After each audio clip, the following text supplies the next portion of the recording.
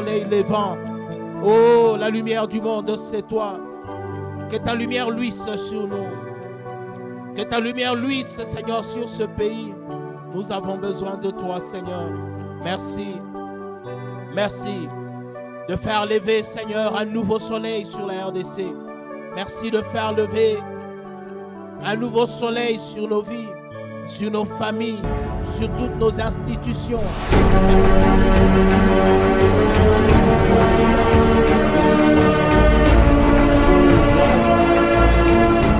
Amen. Alléluia. Bienvenue à Gethsemane. Nous rendons grâce à Dieu pour cet après-midi, mais aussi nous rendons grâce à Dieu pour vous qui êtes connectés à cette chaîne et aussi à cet hôtel. Et nous bénissons Dieu pour ce moment, pour ces instants qu'il nous accorde afin de pouvoir être encore dans sa présence. Nous croyons fermement qu'aujourd'hui est un grand jour. C'est un jour de paix, de joie, c'est un jour de victoire, c'est un jour de visitation, c'est un jour de gloire. C'est un jour où l'Éternel élève sa gloire au-dessus de nous, de nos vies, mais au-dessus de notre pays aussi. Que Dieu vous bénisse. J'aimerais, avant que nous ne puissions commencer notre prière, que nous puissions lire 2-3 portions de l'Écriture et après, ceci nous conduira à la prière. Nous sommes dans 2 Rois, chapitre 2, au 19e verset. 2 Rois, chapitre 2, verset 19. Nous partons du 2e chapitre, du 2e livre des Rois, à son 19e verset. Je lis dans la version Semeur, nouvelle édition. La Bible dit: les habitants de la ville vinrent dire à Élisée: vois-tu, notre ville est bien située, comme mon Seigneur peut le voir, mais les eaux sont amères et la terre est stérile.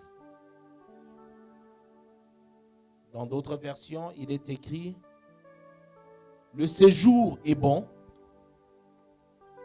les eaux sont amères et la terre infertile. Ici, on nous parle de Jéricho, cette ville maudite, Jéricho. La Bible dit, c'est parmi les premiers miracles d'Élisée. Élisée revenait de sa séparation avec Élie. Et lorsqu'il entre dans la ville, la Bible dit, le peuple s'approche d'Élisée pour dire à Élisée: regarde toi-même. Le pays est bien situé, le séjour est bon, le pays est bien situé. Il y a tout dans les pays. Tout est bien placé dans les pays. Mais il y a 2 problèmes. Le premier problème, c'est que les eaux sont amères. Et le deuxième problème, c'est que la terre est infertile. La terre est stérile. Amen.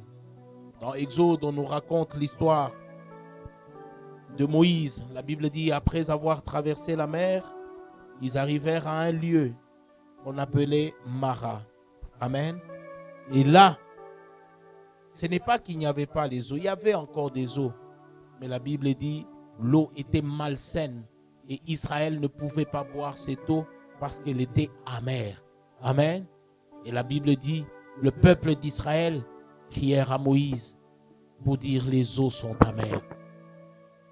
Bien-aimés dans le Seigneur, j'aimerais pendant ces quelques minutes vous faire comprendre une chose. Vous savez, dans le monde, j'ai vu même quelque part dans une grande société de distribution d'eau, il est écrit: l'eau, c'est la vie. Amen. Lorsque les eaux sont amères, ça veut dire que la vie est amère. Lorsque les eaux sont malsaines, ça veut dire que la vie est malsaine. En réalité, si l'eau c'est la vie, ça veut dire que lorsque l'eau devient amère, c'est que la vie devient amère. Et aujourd'hui, Dieu nous a conduits dans cette portion de l'Écriture pour comprendre les réalités dans lesquelles nous vivons aujourd'hui dans notre pays. Nous vivons des moments très difficiles en RDC. Nous vivons des moments compliqués dans ce pays. Toutes les provinces sont démunies. Toutes les provinces sont en train de pleurer. Rien ne va, rien ne marche. Au plus haut sommet, à partir du plus haut sommet de l'État, jusque dans la classe la plus basse, rien ne va. Les eaux sont amères. Et personne ne peut me contredire. Les eaux sont amères. Au niveau de l'économie, c'est tout un problème. Au niveau du social, c'est une catastrophe. Alors que dans d'autres pays, les gens vivent calmement. Ils ont de quoi. Et même l'État est capable de subvenir aux besoins sociaux de la population. Notre pays est dépourvu de tout cela. Nous sommes dans un pays où, peut-être vous, là où vous êtes, vous pouvez manger. Mais il y a d'autres personnes qui peuvent passer des jours sans manger. Toute une journée sans manger. Nous sommes dans un pays où il y a maintenant le shift dans l'alimentation. Où on a 10 enfants, 5 enfants mangent aujourd'hui et demain c'est 5 autres enfants qui vont manger. Peut-être vous ne vivez pas cela. Mais ce pays ici, il y a ces réalités-là dans notre pays. Alléluia. Nous sommes dans un pays où chaque jour, lorsque vous vous levez le matin, il y a des nouvelles choses, il y a des nouvelles histoires, il y a des nouvelles réalités. C'est un pays où on ne sait pas ce qu'il faut faire. Mais lorsque vous regardez, le pays est bien situé. Les Blancs disent que le pays, la RDC, est un scandale géologique. Un scandale géologique. Tout y est. C'est un pays dans lequel Dieu a tout déversé. Comme un peu ce pays. Les habitants disent le séjour est bon. Lorsque vous regardez la RDC, tout le monde, tous les pays du monde rêvent. Moi, quand je voyage, je sors un peu en dehors du pays. Je rencontre des gens qui veulent que je leur parle de mon pays. Tu viens d'où? Je viens de la RDC. Waouh! Combien des hommes blancs, combien de personnes nous rencontrons? Ils nous disent, nous rêvons d'arriver en RDC. Bien aimé dans le Seigneur. Mais à un moment, il faut qu'on se pose des questions. Ce n'est pas qu'il n'y a pas des hommes intelligents. Dans ce pays, il y a des hommes très intelligents. Très intelligents. Lorsque vous allez partout dans le monde, en Europe, vous allez dans d'autres pays d'Afrique qui sont plus développés que nous, vous rencontrez des médecins. Mais quand vous lui posez la question, il parle anglais, il vous soigne tellement bien, mais vous lui demandez, vous êtes où? Il vous dit, je suis de la RDC. Ce sont des potentiels. Mais ces gens-là, ils vont mettre au service des autres les services qui pouvaient être mis à la disposition des Congolais. Ce n'est pas que dans ce Congo, il n'y a pas d'hommes intelligents. Non, non. Il y a des inventeurs dans ces pays. Nous avons vu des gens inventer des choses dans ce pays. Dernièrement, j'étais en train de suivre un documentaire. Quelqu'un était en train d'essayer d'inventer. On a montré qu'il était des listas et qu'il était en train d'inventer une fusée. Ici, en RDC. Qu'est-ce que nous n'avons pas? Mais le séjour est bon. Malheureusement, les eaux sont amères. La vie est amère. Nous sommes assis sur l'or, sur l'argent, sur le cobalt, sur le zinc, sur toutes les matières. Mais regardez la population. La plus pauvre, la plus démunie. On manque de tout. Aujourd'hui, si les pays voisins ferment leurs frontières, ça va être compliqué pour nous. Si les pays voisins ferment leurs frontières, même en termes de denrées alimentaires, ça va être compliqué.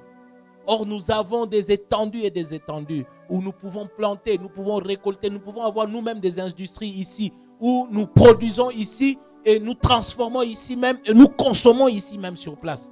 C'est là que je rejoins un peu l'idée et même la pensée de Mouzé qui parlait de l'autoprise en charge. Mais RDC, tout le monde parle RDC, tout le monde crie RDC. Je vous ai dit récemment, le patron de l'OMS était en train de faire une déclaration sur la RDC. Il disait, si cette pandémie arrive en RDC, nous aurons perdu la RDC. C'est fini. C'est fini. Les Blancs qui sont les plus touchés par cette pandémie, au lieu d'avoir pitié d'eux-mêmes, ils ont pitié de la RDC. Ils ont pitié de notre pays. Ils se disent, si ce qui a touché l'Europe à cette dimension-là, arrivait à toucher la RDC, nous aurons perdu la RDC. Nous n'avons rien. Aucune structure sanitaire qui puisse faire face à ce genre de fléau. Oh RDC, si ce n'est Dieu pour toi, les choses seront difficiles. Les eaux sont amères dans ce pays. Mais la Bible dit, il y a un Dieu dans les cieux. Il y a un Dieu qui sait tout, qui voit tout. Il y a un Dieu qui connaît tout. Il y a un Dieu qui est capable de tout. Job est en train de dire, je sais que tu peux tout. Je sais que tu peux tout. Rien n'est impossible à toi. C'est ce Dieu-là, bien-aimé, auquel je vous demande de fixer les regards. Détournez vos regards vers les hommes. Pour notre pays, pour notre ville, pour nos vies, nos familles, nos institutions, notre gouvernement. Il n'y a que Dieu. Et j'aimerais que les Congolais comprennent cela. Il n'y a que Dieu. Lorsque le peuple a crié à Dieu, parce que les eaux des Maras étaient amères, la Bible dit, Dieu a dit à Moïse ce qu'il fallait faire. Et les eaux ont été douces. La Bible dit, le peuple se réjouit. Le peuple a bu, ils se sont lavés, ils ont bu l'eau, ils étaient contents. Pourquoi? Parce qu'il y avait une intervention divine. Il y avait une touche divine. Il y avait une présence de Dieu qui a changé les situations. La Bible dit, lorsque les fondements sont brisés, lorsque les fondements sont détruits, le juste, que fera-t-il? Nous nous tenons ici en tant que justes, en tant que sentinelles sur cette ville.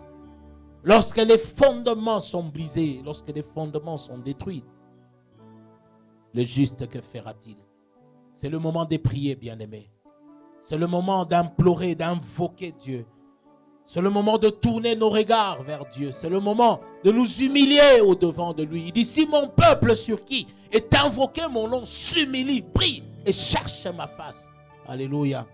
Nous n'avons que 3 choses à faire. Nous humilier dans la présence de Dieu, prier et chercher la face de Dieu.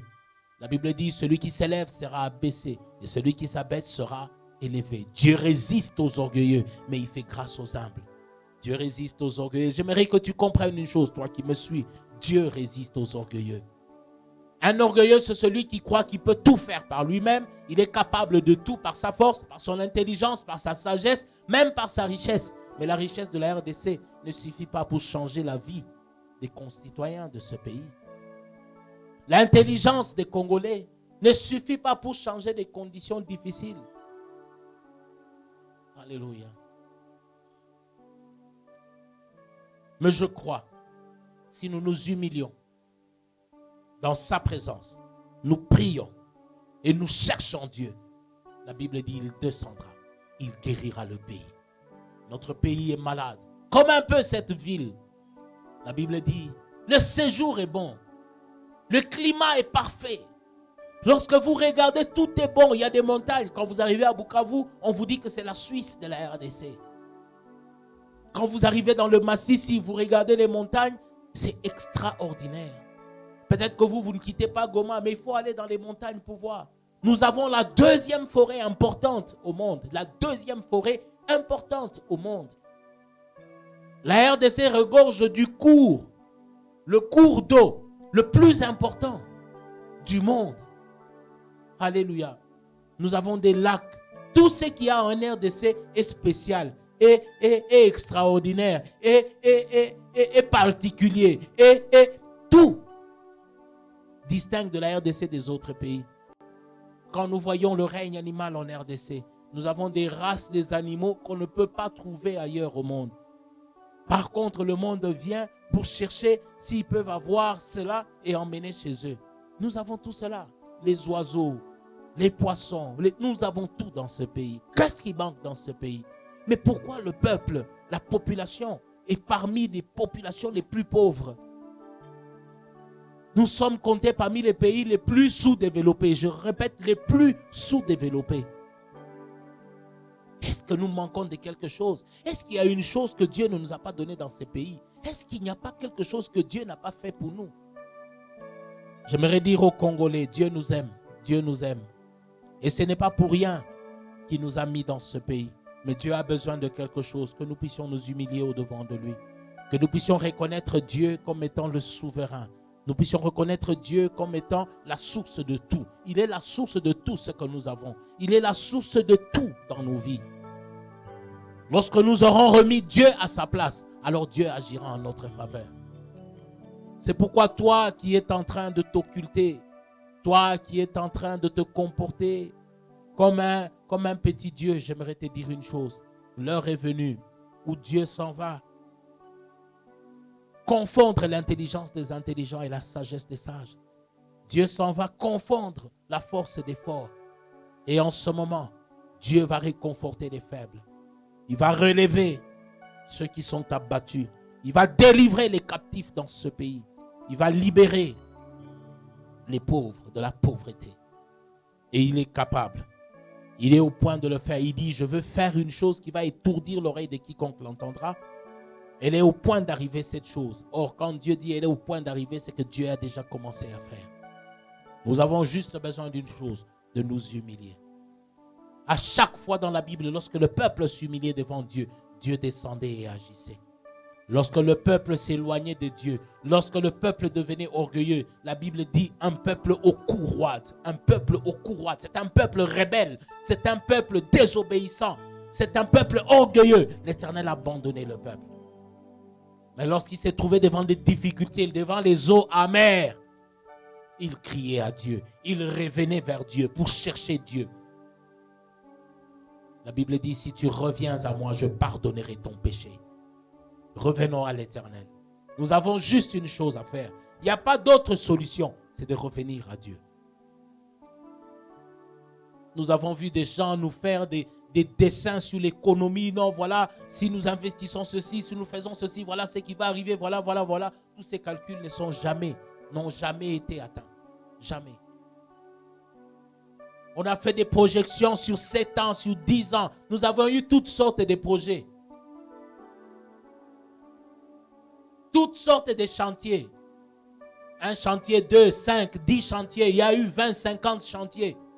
Mais lorsque vous regardez, combien de programmes nous avons eu de gouvernement, au programme du chef de l'État, ceci, cela, rien n'a jamais marché. Est-ce parce qu'il n'y a pas des hommes intelligents dans ce pays?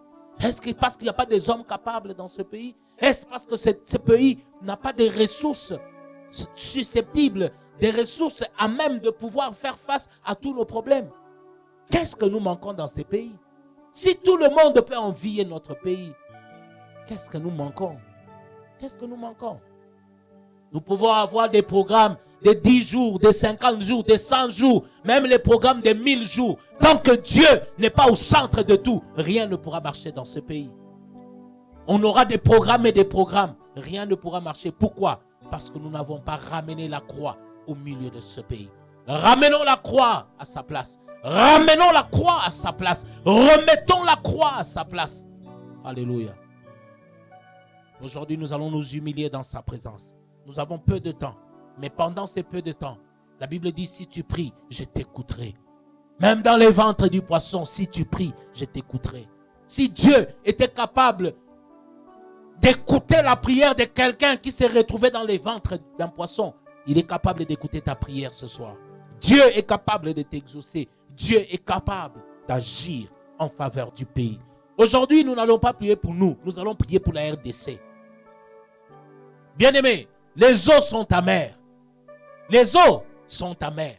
Si tu ne le sens pas, je vais t'informer, les eaux sont amères.